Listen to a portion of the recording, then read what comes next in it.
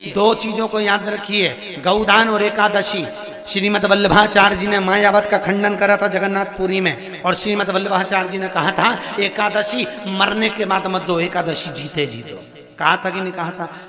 जीते जी दान करिए। इसलिए जगदीश में जगन्नाथपुरी में एकादशी उल्टी लटकी हुई है। करें आपने दर्शन? जगदीश में एकादशी को उल्टा लटकाया। क्यों? क्योंकि वल्लभ ने कहा कि एकादशी जीते जी दो। कई पंडितों कहते हैं तुम्हारे दादाजी मर गए, जब 12वें का दिन होता है ना तो पंडित जी संकल्प छुड़ाते हैं, दो एकादशी। बड़े बेटे ने 5 दे दी, छोटी बहू ने 3 दे दी, उसने 2 दे दी, उसने 2 दे दी। तो क्या तुम्हारे दादाजी भिखारी थे जो तुम्हारी एकादशियां लेकर जाएंगे? और तुम कौन होते हो दादाजी को एकादशी देने वाले? तुमने कौन सा इतने पुण्य कर लिए जो तुमने एकादशी दे दी? एकादशी के दान की महत्वता श्रीमद वल्लभाचार्य जी ने कहा कि कोई व्यक्ति अगर खटिया पर सड़ रहा है, पलंग पर तड़प रहा है, हॉस्पिटल में पड़ा हुआ है, तो निवेदन है कि उसको देखने जाओ तो अपनी करी हुई एकादशी में से 2 एकादशी का दान उसको तुरंत दे दो। क्यों? तो जिससे उसको मोक्ष मिल जाए, मरने के बाद नहीं। क्योंकि मरने के बाद तो वो 10वें के दिन, गरुड़ पुराण में लिखा है 10 दिन तक जीवात्मा घर की अटारी पे रहती है। कितने दिन? 10 दिन। 10 दिन के बाद जीवात्मा चली जाती है।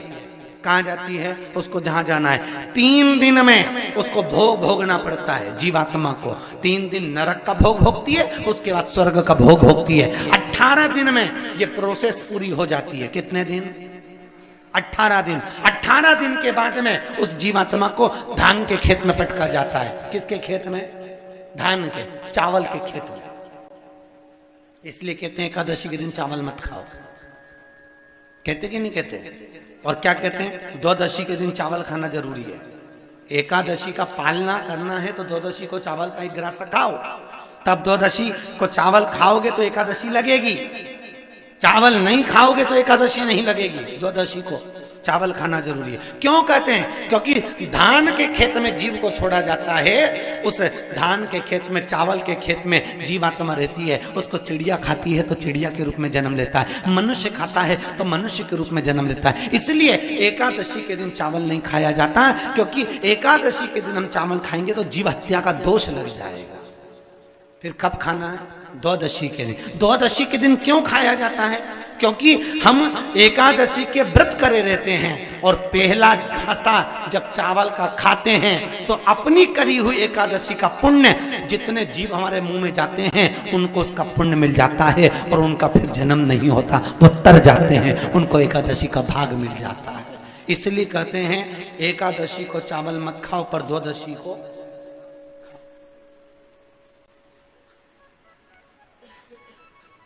खाइए। 10 दिन तक जीवात्मा है, और आपने एकादशी कब दान दी? बोलो जम के। 12वें के दिन, 13वें के दिन आपने एकादशी का दान दिया, वो मिली उनको? अरे बोलो अच्छे से।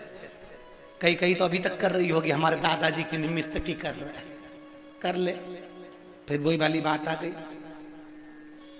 गुलाब के फूल में पानी जारी है। कितनी एकादशी है? जम के बोलो। 26। जो भगवान विष्णु के पास जाकर निवेदन करी थी वो निर्जला था, निर्जला। इसलिए सारी एकादशियों में निर्जला एकादशी की महत्वता शास्त्र प्रमाण करता है महाराज। पर हिंदू धर्म के 3 व्रत ऐसे बता दिए जिन व्रतों का पुण्य समाप्त नहीं हुआ।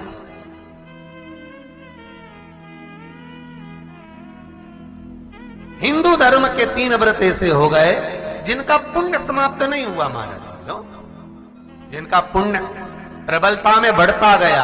पहले नंबर पर एकादशी, दूसरे नंबर पर प्रदोष, और तीसरे नंबर पर शिवरात्रि। एकादशी आकर खड़ी हो गई। अब निर्जला के दिन शिव महापुराण की कथा कहती है, स्कंद पुराण कहती है कि आप वर्ष भर की एकादशी का क्रम भले ना करें, पर निर्जला एकादशी के दिन जो तुलसी हम ठाकुर जी को समर्पित करते हैं, वो तुलसी ध्यान देना, वो तुलसी अगर मान लो आपके पास में रखी है,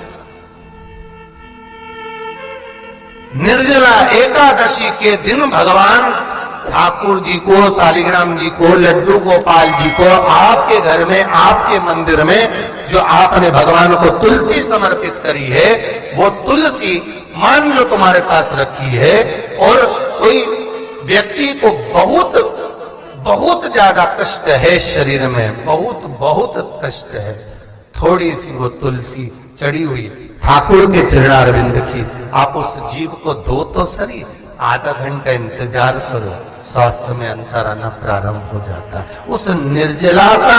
क्योंकि निर्जला ऐसी एकादशी है जिसने जगत में जाकर, देवताओं के पास जाकर निवेदन करा है जग कल्याण के। जितनी भी माताएं एकादशी का व्रत करती, बहुत ध्यान से सुनना आज की कथा हो, शायद जिंदगी में मिली ना मिली, पर ये कथा का रिश्ता तो बहुत ध्यान से सुनना। स्कंद पुराण यहां तक कहती है कि इस कथा के चरित्र को जो श्रवण कर लेता है उसको 26 एकादशी करना भी नहीं पड़ती, इस एकादशी की केवल ये कथा सुनकर ही वो तर जाता है। बहुत ध्यान से सुनना इसको, कथा को। खाली ना जाता कोई